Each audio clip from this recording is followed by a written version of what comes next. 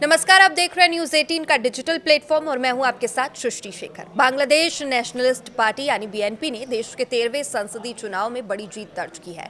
Reports की माने तो बीएनपी और उसके सहयोगी दलों ने 300 संसदीय सदस्यीय संसद में से 299 सीटों पर हुए मतदान में करीब 210 सीटें जीती है और एक सीट पर उम्मीदवार की मौत के कारण यहां पर मतदान टल गया था।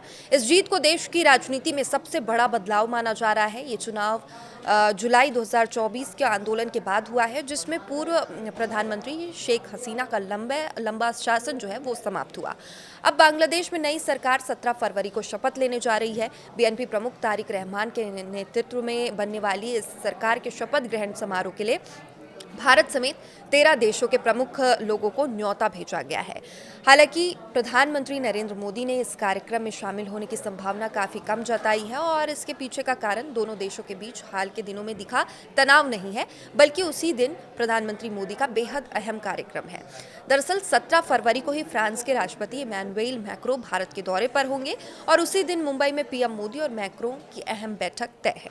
इसके बाद दोनों नेता नई दिल्ली में एआई इम्पैक्ट समिट 2026 में हिस्सा भी लेने वाले हैं और ऐसे में प्रधानमंत्री का उसी दिन ढाका जाना बेहद मुश्किल माना जा रहा है।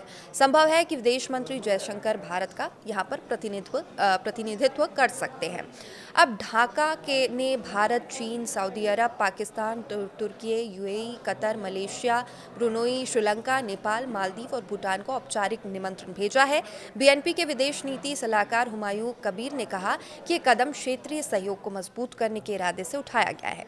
उन्होंने इसे सद्भावना का संदेश बताया और कहा कि दक्षिण एशिया को मजबूत और प्रभावशाली क्षेत्र बनाने की सोच के तहत ये पहल की गई है। तो अब सवाल ये उठता है कि भारत से इस समारोह में कोई शामिल होगा।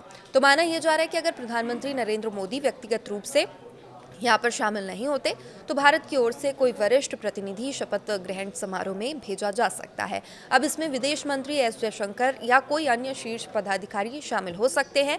भारत आमतौर पर पड़ोसी देशों के महत्वपूर्ण राजनीतिक कार्यक्रमों में उच्च स्तरीय प्रतिनिधित्व सुनिश्चित करता है।